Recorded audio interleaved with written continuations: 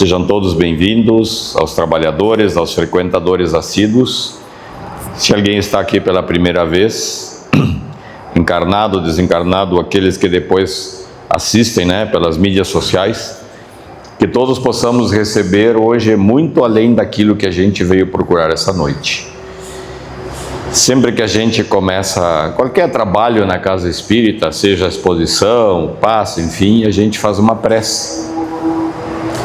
E esse momento da prece é o momento que a gente se conecta com Jesus, com o nosso anjo da guarda, com os nossos espíritos de luz.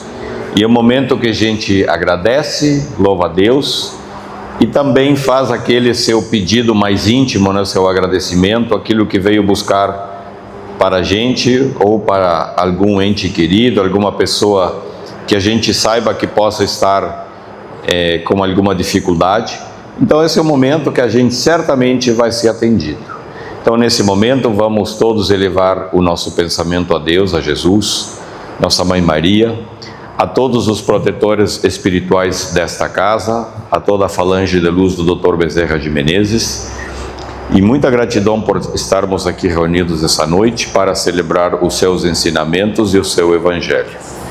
Então que nesse momento cada um possa fazer aquele seu pedido mais íntimo, seu agradecimento para si mesmo, para alguma pessoa, ente querido, aquele que vier à nossa mente, que a gente saiba que possa estar precisando de algum auxílio, de algum socorro, que certamente serão atendidos. Vamos vibrar também por aqueles irmãos que por acaso possamos ter alguma desavença, algum desentendimento, algum conflito, que eles também recebam muita luz, muita paz, muita saúde e muito amor.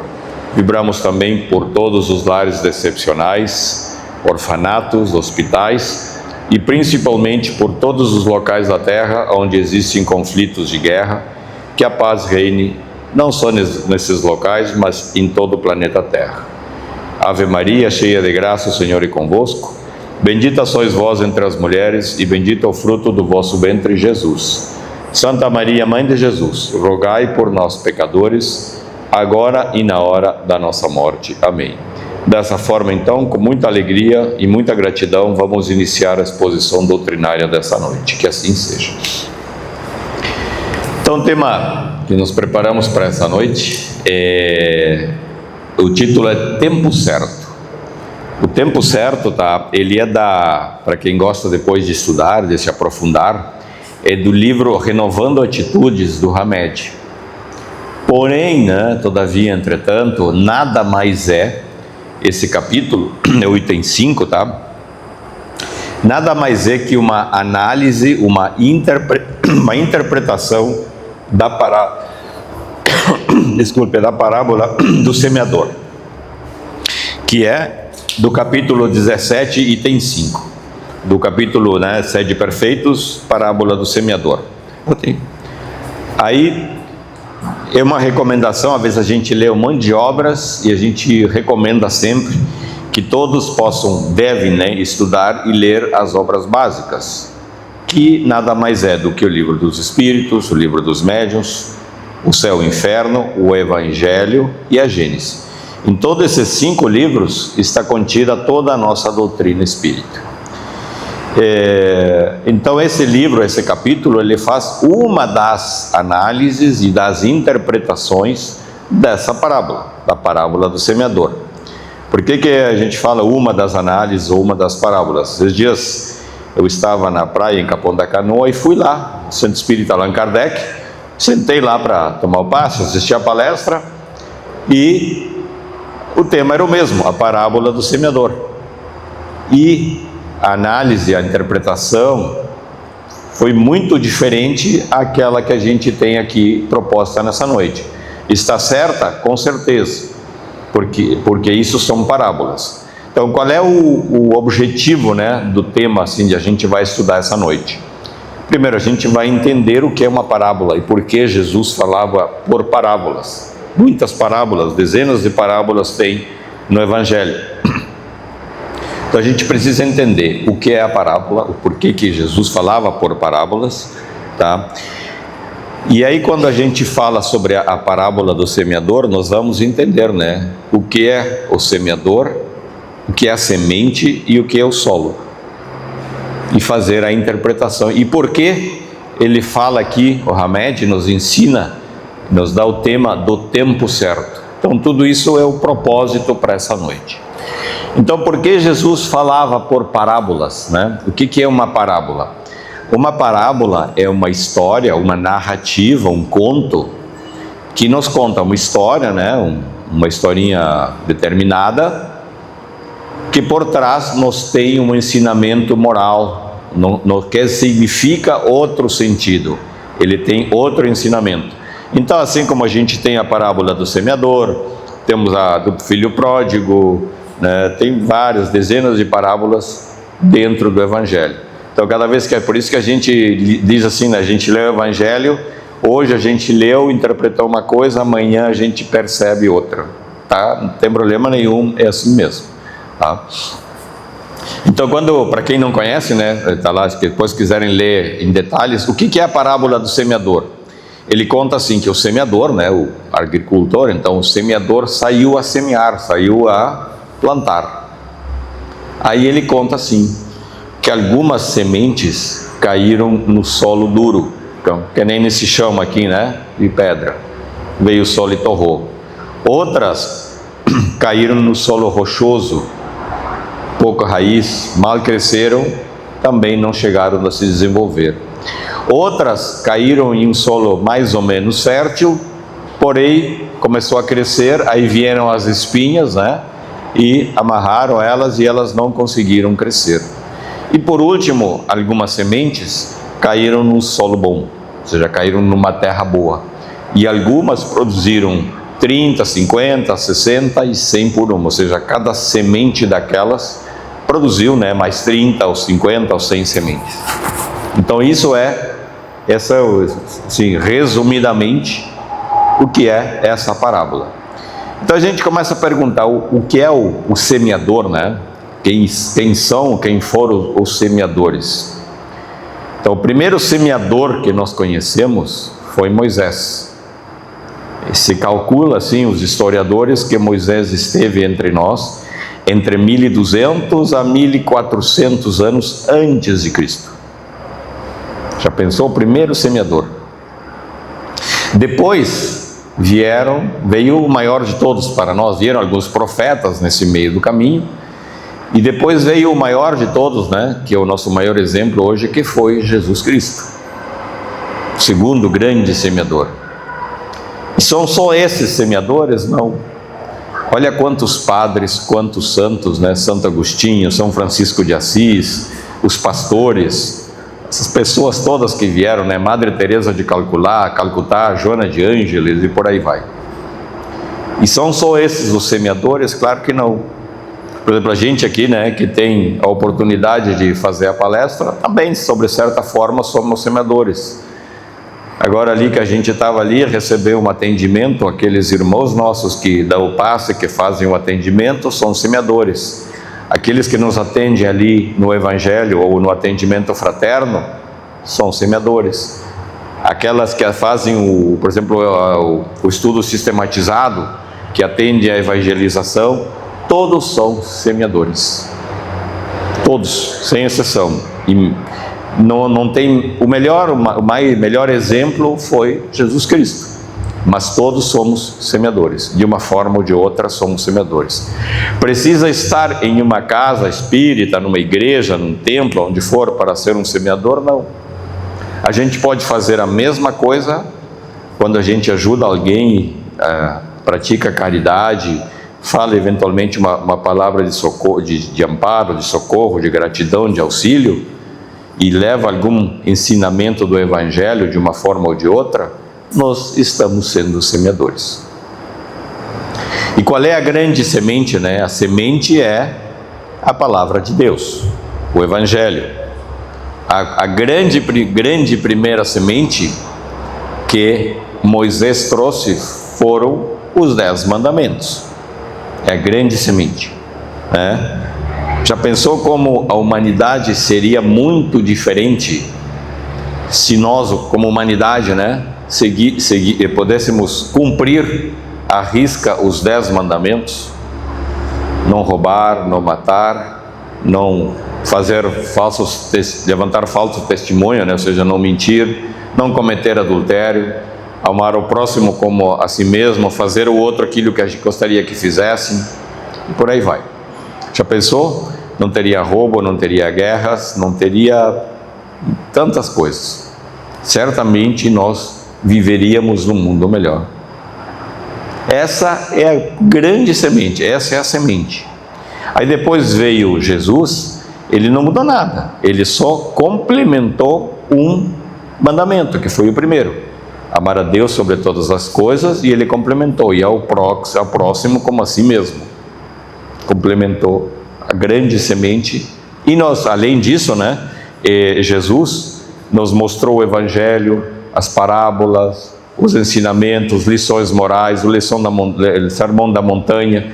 Tudo isso aí é a semente que de uma forma ou de outra é espalhada, né, de várias formas. Nas casas espíritas, nas igrejas, nos templos, essa é a grande semente. Então nós temos o semeador, né, ou semeadores, né? Nós temos a semente. E o que é o solo? O que significa o solo, né? Segundo Hamed, né, esse solo nada mais é do que nós mesmos. Onde a gente planta a semente da palavra de Deus, do Evangelho, dos 10 mandamentos? A gente mesmo. Então aqueles 4, né, modelos de solo que Jesus nos traz nessa parábola, nada mais é do que nós mesmos. Então quando ele fala assim, né, o solo duro, né, são as pessoas que ouvem a palavra e é como, né, falar para essa parede. Não ouvem, não escutam, não percebem, não entendem, deixam ela ir. Não, mas a semente está lá. Na hora que a gente planta a semente fica no coração. Mais dia, menos dia, ela vai brotar, ela vai germinar, de uma forma ou de outra ela vai eclodir. Isso vocês podem ter absoluta certeza. A gente trabalha na mesa mediúnica desde o ano 2000, por aí mais ou menos, lá no Bezerra, né? E às vezes na mesa mediúnica, né, que desobsessão, apoio espiritual à distância, tem vários nomes, mas é a mesa mediúnica. A gente recebe irmãos, né?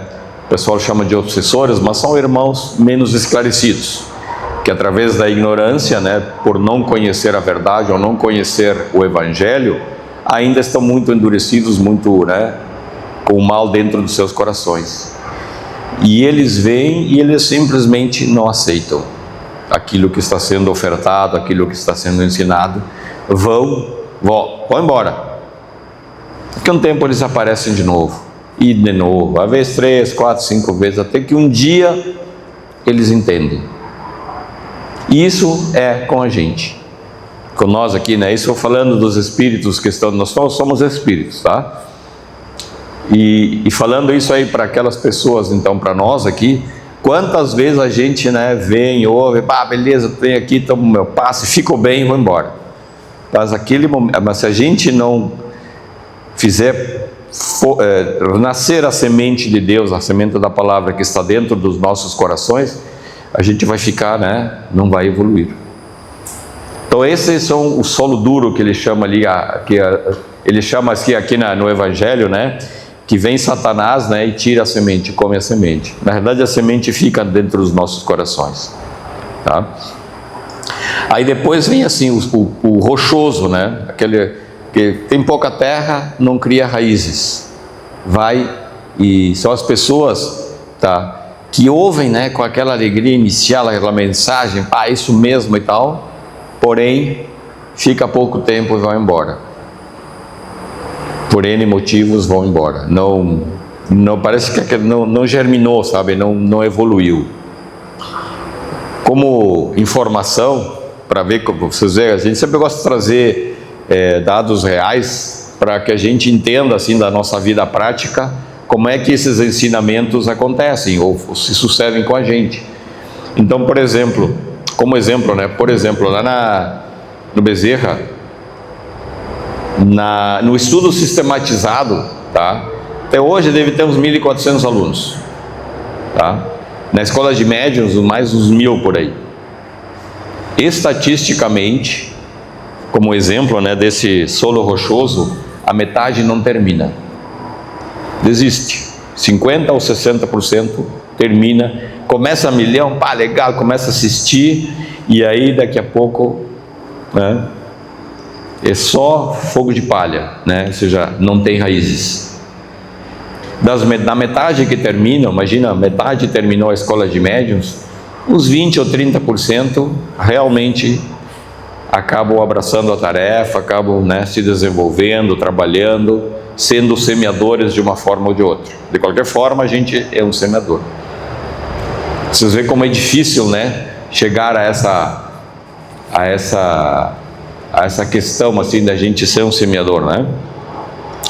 Também um caso real que aconteceu numa mesa de médiuns, né, na escola na mesa mediúnica, há muitos anos atrás, veio um irmão nosso, espírito, que ele olha só, olha como é difícil, né?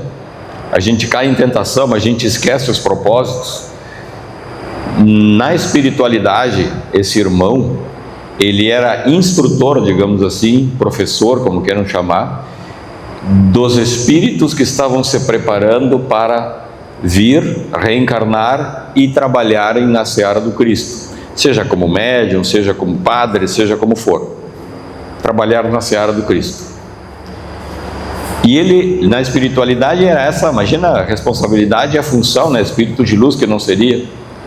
Só que ele contou para nós que ele estava com muito medo de voltar novamente, porque essa seria a 10ª reencarnação ou encarnação que ele tinha, que ele vinha com esse propósito e não conseguia. Ou seja, quando chegava aqui, ele se desvirtuava, ele perdia o foco, enfim, né, não tinha essa raiz ainda.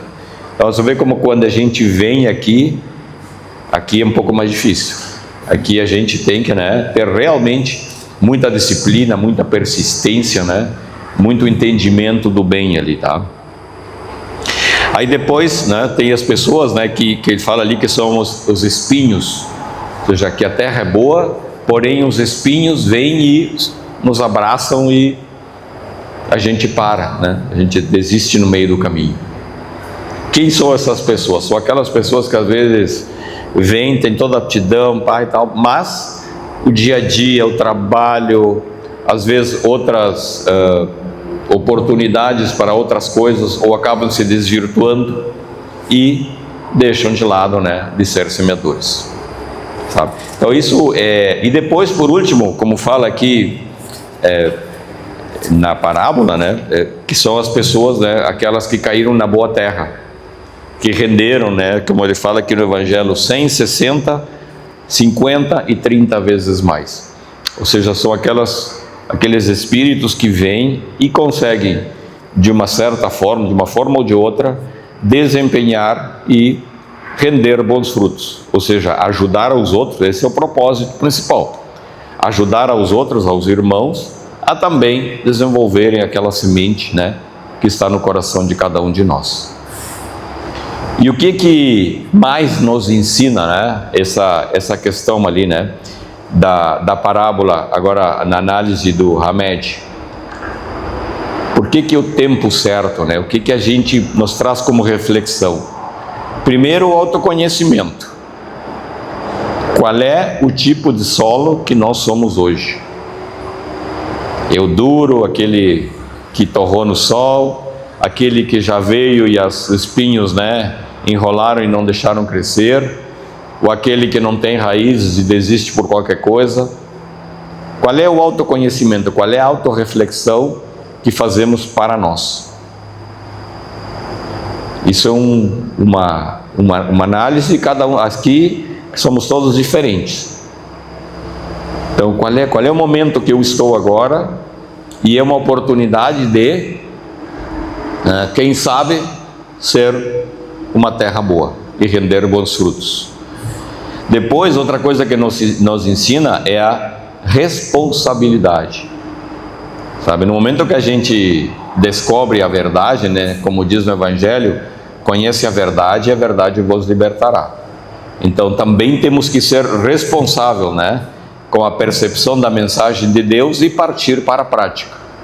Ninguém vai fazer por nós, nós temos que fazer por nós mesmos. Então essa é outra reflexão que nos traz ação, né? Outro ensinamento que Hamed nos traz aqui é fé e ação. A gente pode rezar todos os dias, ter muita fé e tal, mas sem ação as coisas não andam. Não sai do papel, não sai da mente. E aí que às vezes a gente, né, desiste, porque a gente começa a fazer e não dá certo, ou não dá muito certo. E aí a gente perde a confiança e para, seja no que for.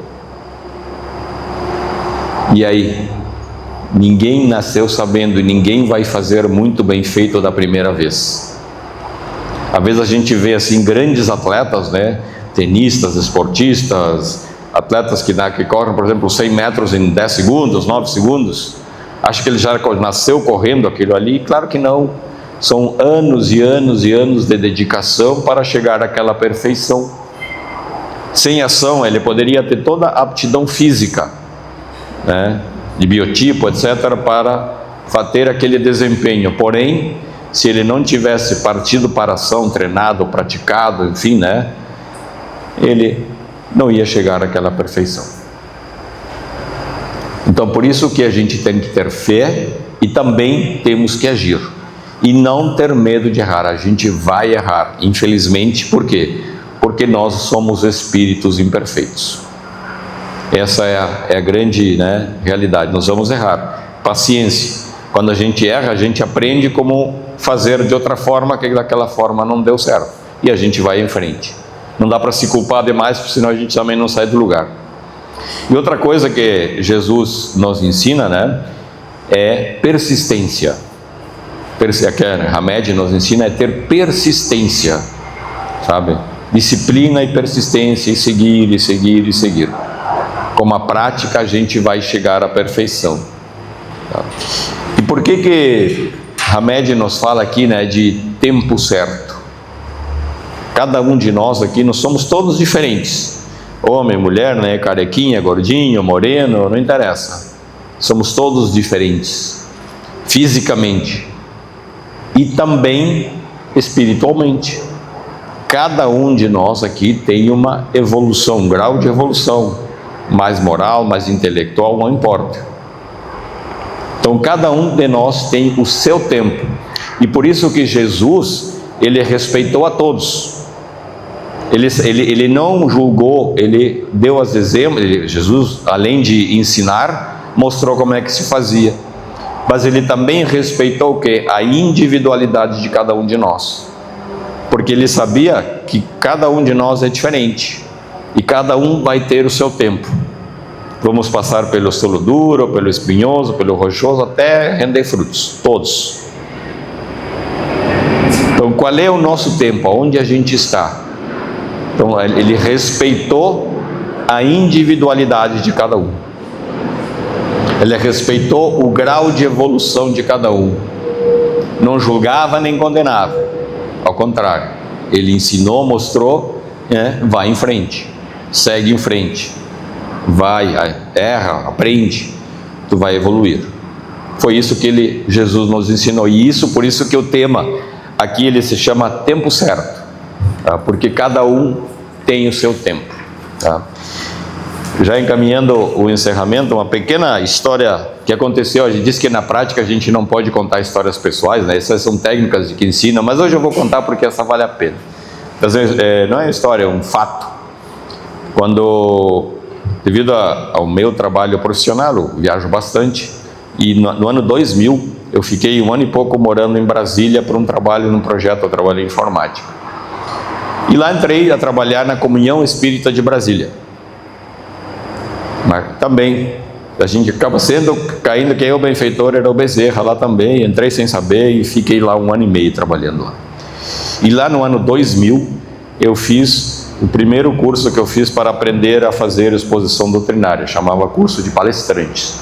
Fiz uma entrevista, fui aprovado, 6 meses de curso, 2 horas na quarta e 2 horas na sexta, técnicas de apresentação, enfim, né, várias. Na sexta a gente estudava, tinha um teólogo que vinha ensinar a Bíblia para a gente, e ficou uma mensagem gravada, que até hoje eu guardo, e eu espero que fique no coração de vocês também. Tinha um senhor lá, era o seu João, já deve estar do outro lado, já faz tempo, porque naquela época ele já era velhinho, e ele fazia mais de 15 anos, 14 ou 15 anos, que ele era o encarregado de preparar e fazer e organizar o curso para novos palestrantes. Então ele adorava aquilo ali, fazia com um amor fantástico, e ele sabia da responsabilidade que ele tinha de preparar, né, os novos expositores. E ele contou para a gente, ele fez uma mensagem que aquilo ficou gravado. Ele falou assim: olha, vocês estão terminando o curso, lá na última aula ele falou isso. Vocês agora vão começar a fazer palestras, exposições. Eles escalavam a gente em casas bem pequenininhas, era um quarto disso aqui, era bem pequenininhas as casas, que a gente ia para aprender a fazer exposição. E ele falou assim: se durante toda a vida de vocês, como palestrantes, expositores, vocês tivessem ajudado a uma pessoa, já valeu a encarnação. Esse foi o recado que ele deu no último dia. Ele esperou que todo mundo, porque não foi fácil o curso, foi bem difícil. Se durante toda a sua vida de expositor, palestrante, vocês tiverem ajudado a uma pessoa, já valeu a encarnação. Ou seja, ele ensinou para a gente que vocês vão ser semeadores de uma forma ou de outra. Se uma semente caiu em solo bom e aquela semente brotou, já valeu. Então esse é o recado para encerrar. Se algum dia, sei que tem trabalhadores aqui, mas algum dia vier alguma oportunidade para entrar no estudo sistematizado, numa escola de médios, ajudar em qualquer tarefa que for, aqui numa casa espírita, onde for, e vocês se sentirem bem e sentirem que estão levando a palavra e o evangelho a alguém, e essa pessoa possa ficar melhor, vocês são semeadores. E se vocês ajudaram a uma pessoa, a um espírito, já valeu a encarnação. Então, com essa pequena historinha real, a gente encerra dando muitas gratidão a Deus, a Jesus, pela oportunidade dessa noite. Vamos fazer uma prece de encerramento, agradecendo a Deus, a Jesus, nossa Mãe Maria, Dr. Bezerra de Menezes e a todos os espíritos de luz que nos ampararam aqui essa noite. Que todos possamos então sair daqui nesse momento muito melhor do que a gente chegou aqui, que essa palavra que chegou aos nossos corações possa render frutos, mais dia, mais encarnação, menos encarnação, que ela possa nascer, fluidificar, florir e render mais 50, 60 ou 100 frutos, que ela possa ser espalhada por toda a humanidade, por todo o bem, e que o amor de Deus chegue aos nossos corações, aos nossos lares, entes queridos, trabalhadores encarnados e desencarnados que estão presentes, e aqueles que não puderam estar conosco essa noite, que todos possam receber muita luz e muita paz. Pai nosso que estás no céu, santificado seja teu nome, venha a nós o teu reino, seja feita a tua vontade, assim na terra como no céu. O pão do corpo e da alma nos dai hoje, perdoa as nossas ofensas, assim como nós perdoamos a quem nos tem ofendido, e não nos deixes cair na tentação, livrar-nos de todo mal, porque o teu reino, o poder e a glória para todos sempre. Dessa forma, então, com muita gratidão, vamos encerrando a exposição doutrinária dessa noite, que possamos todos chegar aos nossos lares com segurança e com muita paz, que assim seja.